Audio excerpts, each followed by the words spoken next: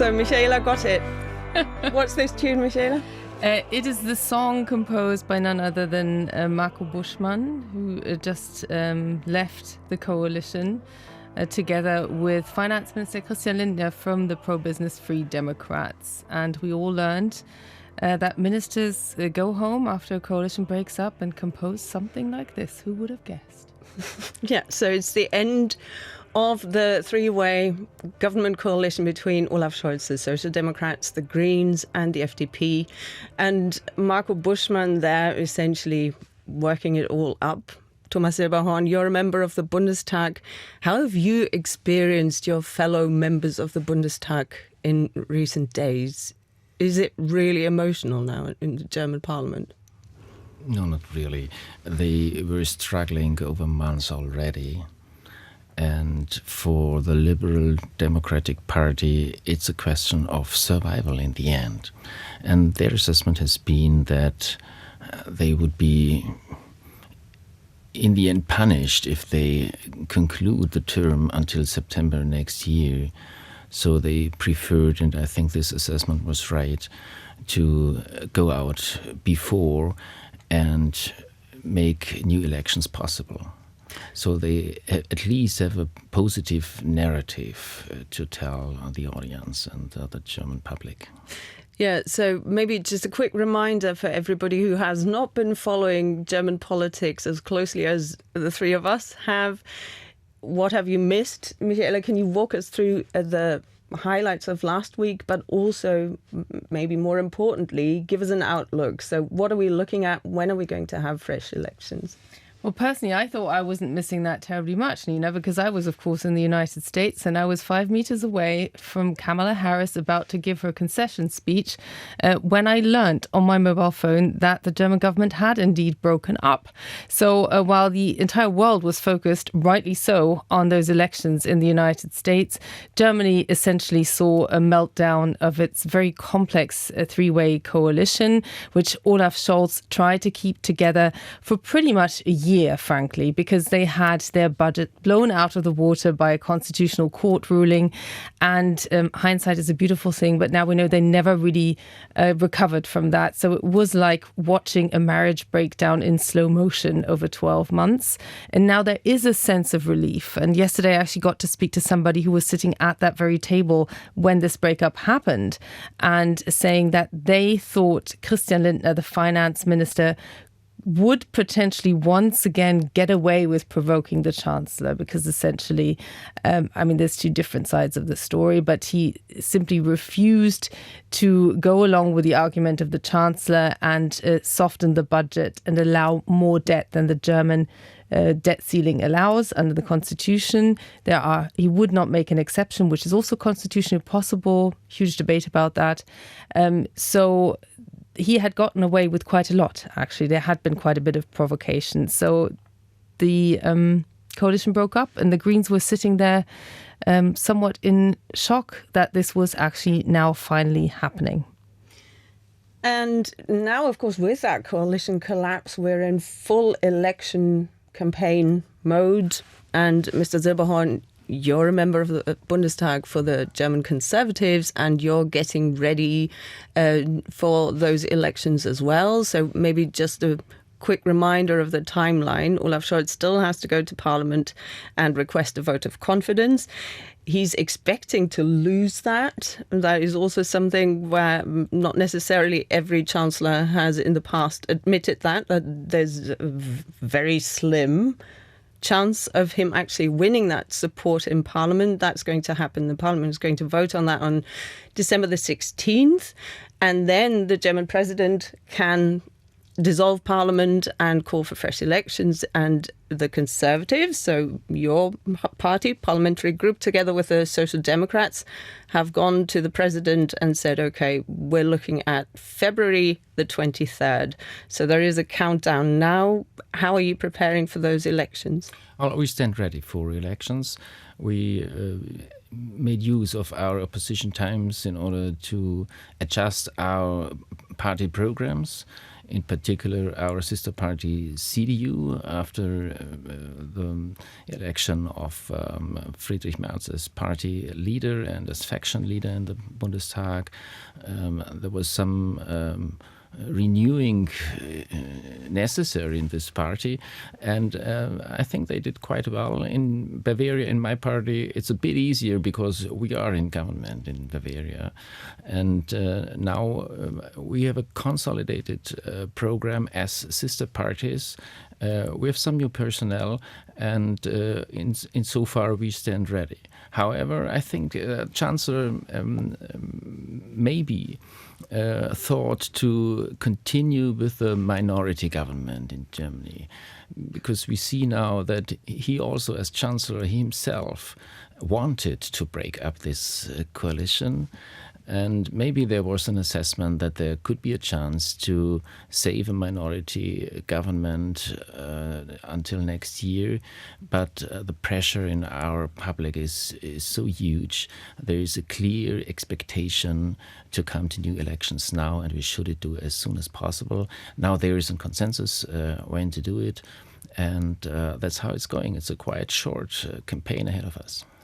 But if we can believe the polls, interestingly, those two sides that weren't able to even really talk to each other, frankly, are very likely to form the next government. And it's an open secret, and I still can't really tell whether Olaf Scholz dislikes the leader of your Bavarian CSU party more or dislikes Friedrich Merz more.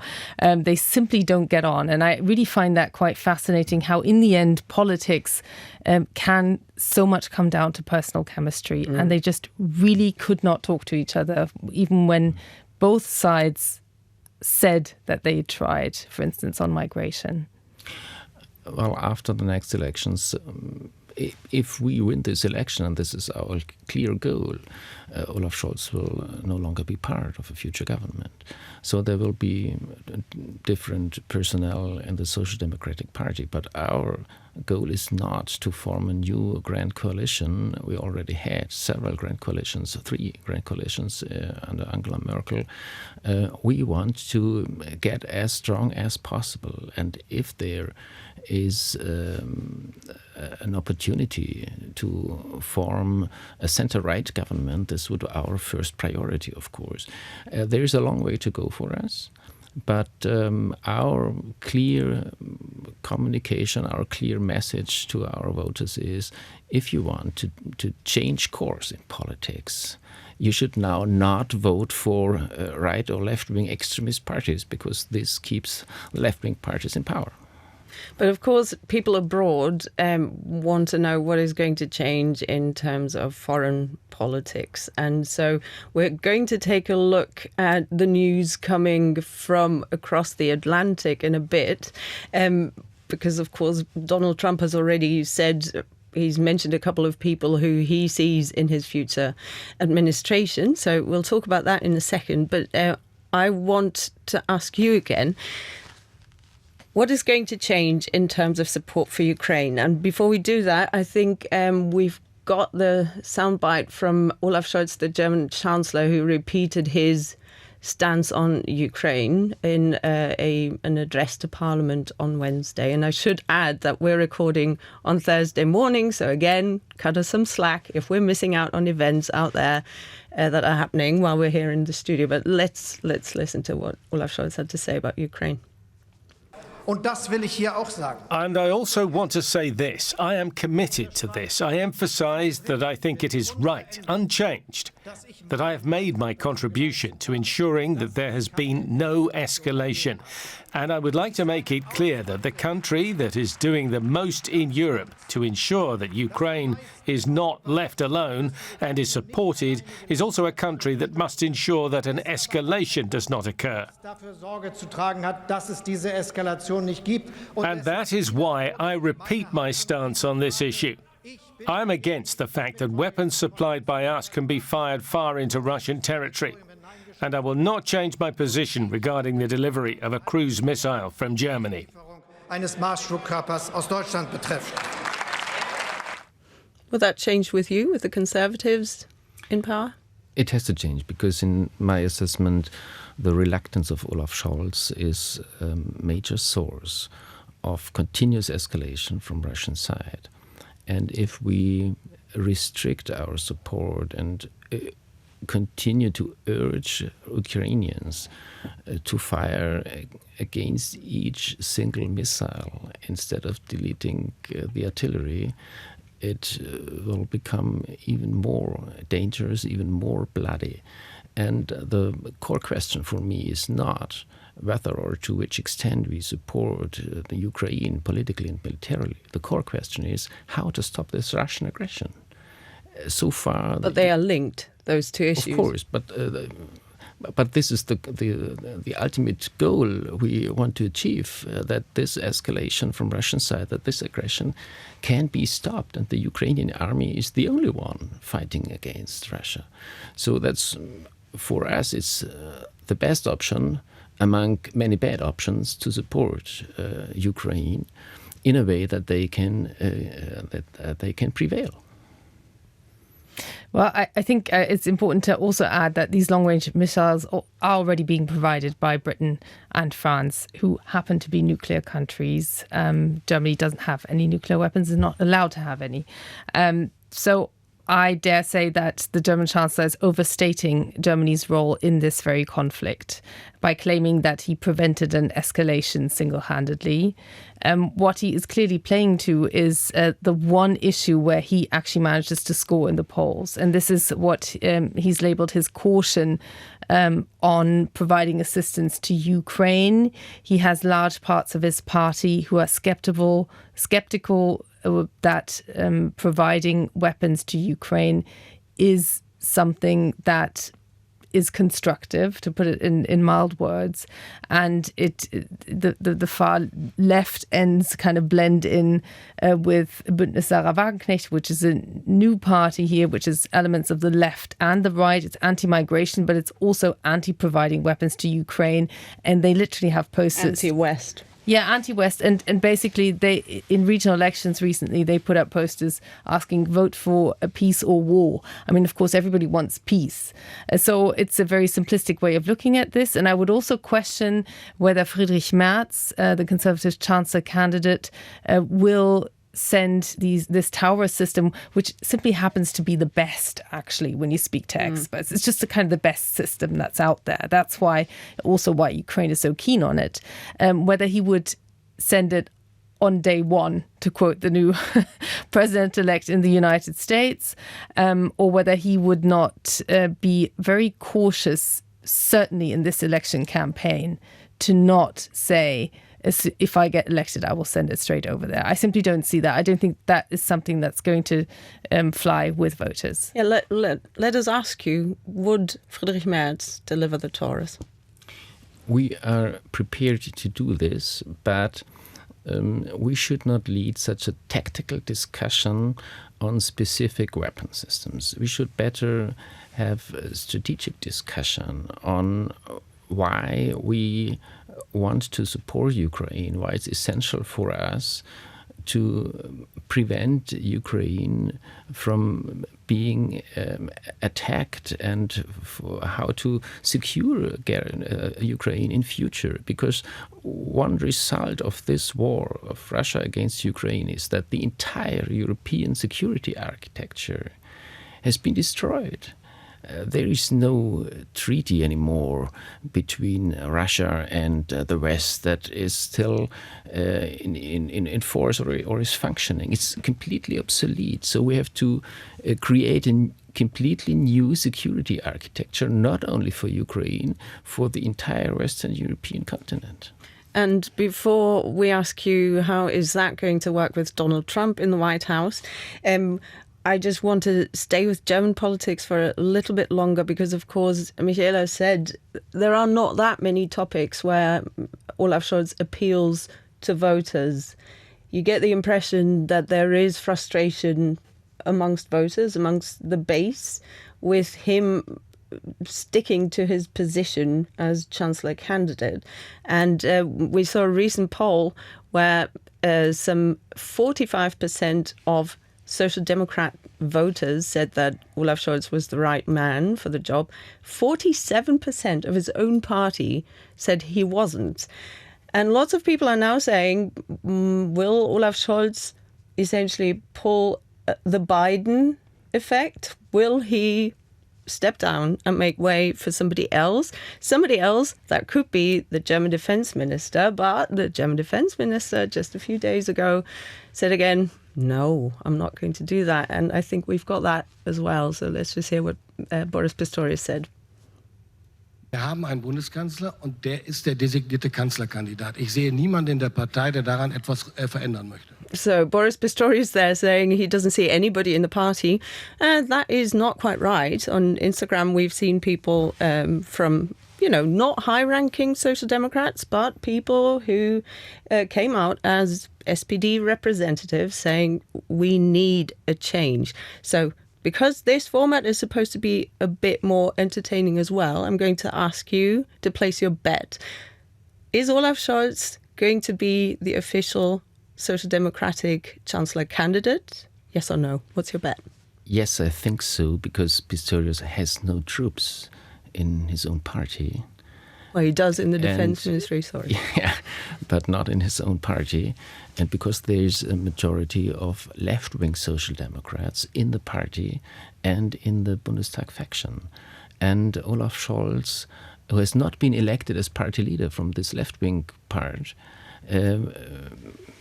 made a deal with the left-wing Social Democrats in order to prevent Pistorius from becoming stronger. And that's why he already had a campaigning as a Chancellor for Peace at Easter time this year already. So there is a long-standing preparation for securing Olaf Scholz together with the left-wing part of the Social Democratic Party and to keep Pistorius in distance. And that's what Pistorius, of course, has to realize. The perspectives for Pistorius are that he could be a future minister already in the next government if there is no other option than to form a grand coalition again. I think this will be a very interesting test for the Social Democrats, how much they actually listen to the polls. But it's a very tricky choice for the Social Democrats because on the one hand, they have this chancellor who has historically low opinion polls. So he's clearly not someone, if you were just looking at the data, who you would put up as a candidate. Frankly, in the US context, it would not happen. I'm 100% sure. They would totally go with the data. But on the other hand, Boris Pistorius, who's the most popular politician in Germany at the moment. And has been for a very long time. Yeah. And he's very clear on Ukraine. He demands a lot more on defense spending. Yeah, because all he has is every time he just has bad news for the Germans. It's, he's on the Ukraine issue, that the Bundeswehr, the German armed forces, need more funding, that they're not in a bad shape. So he has a ministry that has a reputation of sinking people's careers, not really furthering people's careers necessarily. But the problem is Boris Pistorius is pragmatic to the degree that he disagrees with the Chancellor over Ukraine. He wants to see Taurus and he wants a lot more funding going into Germany's armed forces, way more than those 100 billion that have been earmarked already.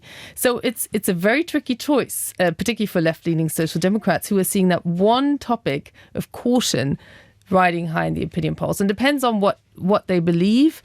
But I agree that the real power base, the parts that matter in the Social Democrats, they will stick with Scholz out of principle, who promises that he will pull off the miracle of last time. Because I remember you, Nina, going around here saying, you will see, Olaf Scholz will become Chancellor. And we were like, no way, because he just really wasn't doing that well in the polls. But that was a different setup because he was coming out of basically being the deputy to Angela Merkel, no disaster. Everybody else was making mistakes as well. But now there's been this political bloodbath here, and how he can emerge from that strongly, I still lack the imagination. But staying on Boris Pistorius, he's going to have to deal with this guy soon when Donald Trump takes office. Mr. Silberhorn, who is this guy? Well, it's the designated new defense minister in the next Trump administration. He's a combat veteran. And a Fox News presenter. and a Fox News presenter. So we have Peter career Access. options, Nina. And Yeah. is a clear supporter for military support, for military assistance to Ukraine. And this is a promising proposal to the entire Western alliance. We'll see how the cooperation between Trump and him is going to develop. But maybe we are thinking too easily. In Germany, we are focused very much on Donald Trump and on his way of offering deals and of proposing maximum positions. But in the end, he's not an irrational president. And the question now is, what are the clear messages that a Trump administration and President Trump would present to Putin?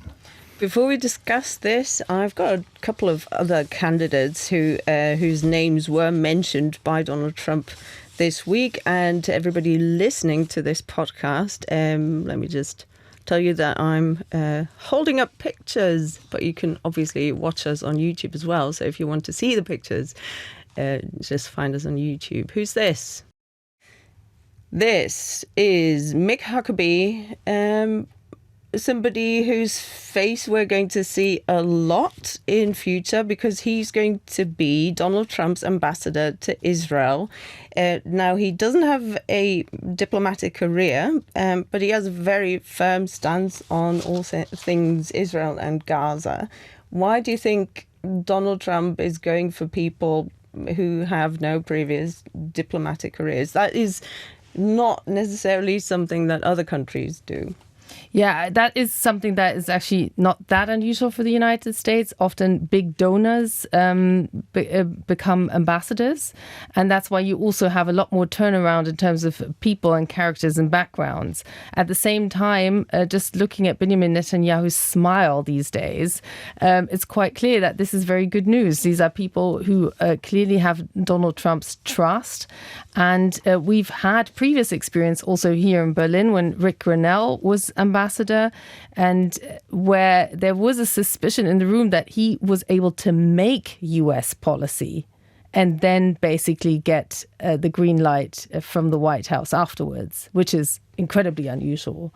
So Donald Trump has a very off-the-cuff style. If he trusts people, he will just let them shown their loyalty. Exactly. As well, if they right? loyalty is everything, so then they can rule within their realm to a certain degree, and he won't interfere. And that is what makes him or his administration even more unpredictable than his tweets and Truth Social posts. Yeah, so the nominations are coming in, but I want to talk about the most talked about person in essentially the last week where we've seen Donald Trump making his big announcements, and everybody knows who this man is. But do we know the name of the department that he's going to run? Thomas Silberhorn, can you imagine what a Department of Government Efficiency is going to look like under Elon Musk?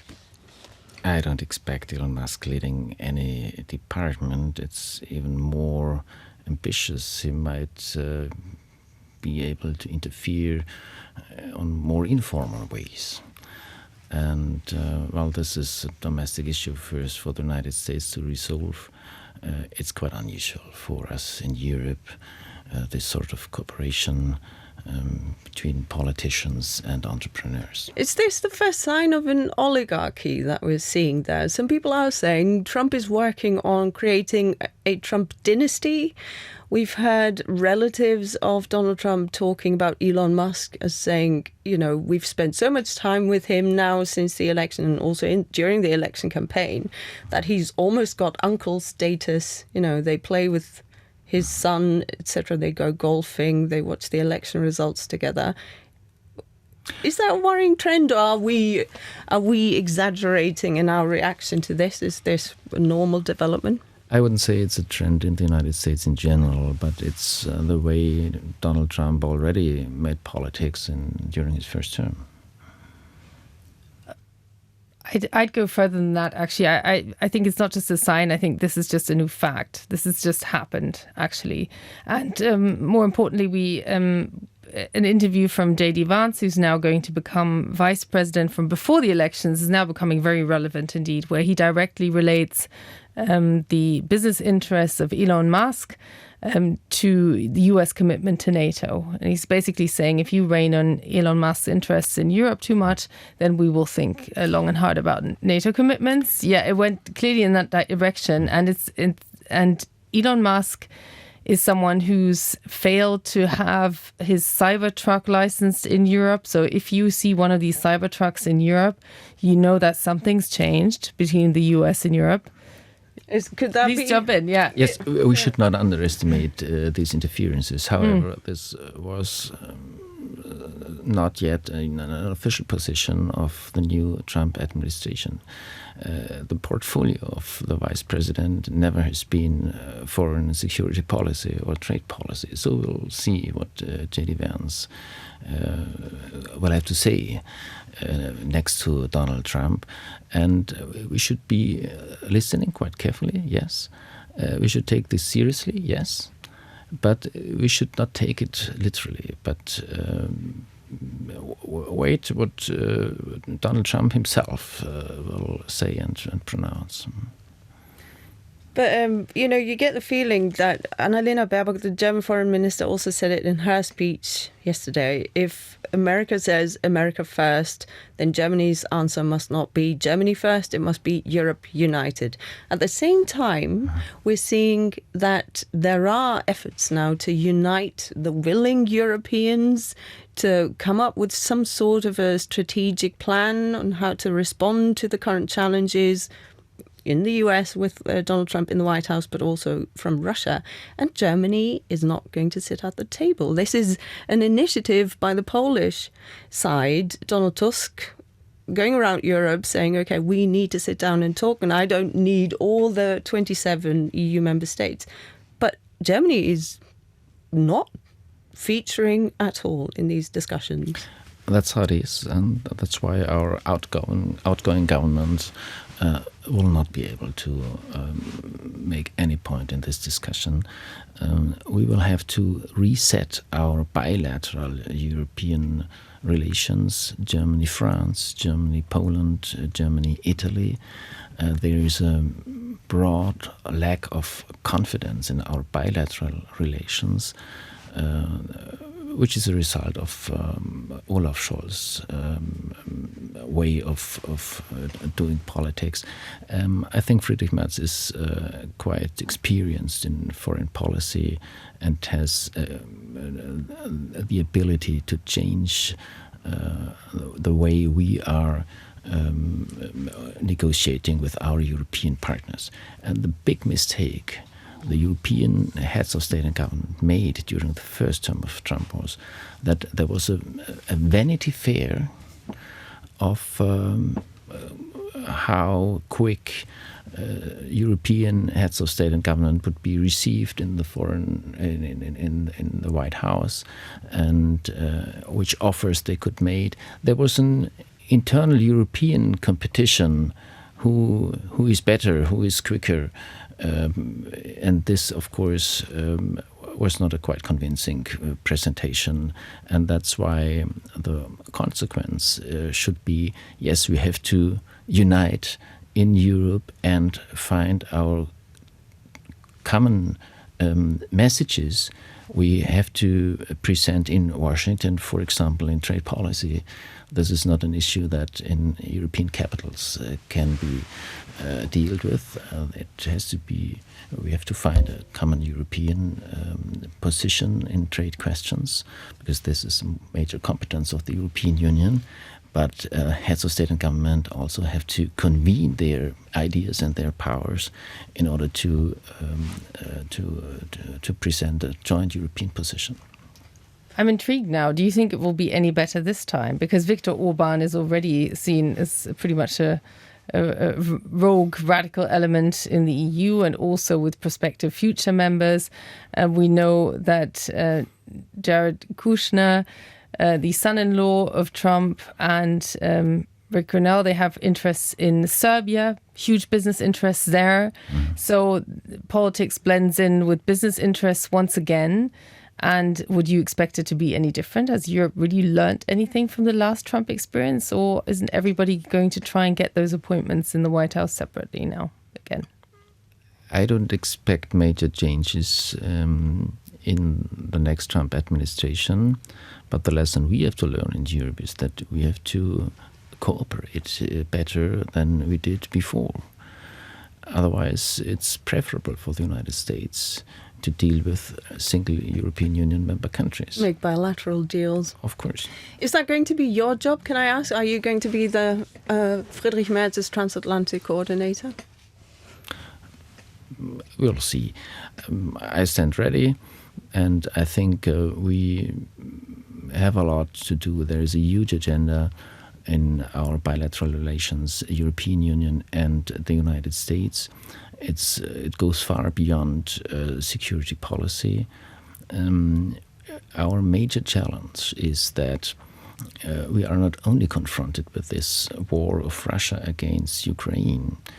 We have to see that there is a much bigger cooperation of autocratic leaders in the world. There is an axis of authoritarians, including Russia, plus China, plus Iran and North Korea. And one of my core messages to the United States is don't underestimate this cooperation, also military cooperation of autocratic leaders. So it's a lack of analysis. If in the United States analysts say, well, this war in Europe should be left to the Europeans, we have to focus on China. No, both are interlinked. There is a huge military cooperation already between Russia and China. Soldiers from China and Russia are trained together in Belarus. There are exercises before Alaska and the entire Indo-Pacific. So the United States will not be able to focus on China and neglect Russia. Both are interlinked. The war in Europe, the war against Ukraine, is a proxy from the perspective of the Chinese government. And I think this analysis is changing already in the United States. And this will enable us to make the bigger picture in our bilateral relations and to develop a joint strategy, for example, to reduce our economic dependencies from Chinese raw materials and interferences in our critical infrastructure. Now, that's something that J.D. Bindernagel, who was here last week, called a need for strategic foresight in transatlantic policy making. Do you have time for that during the election campaign that we're seeing at the moment? Be honest, how much time can you actually spend thinking about these issues at the moment? There is always enough time, 24 hours each day, and we'll have now peaceful Christmas celebrations, and then there is a very quick and heavy campaign over 6 weeks only. That's it.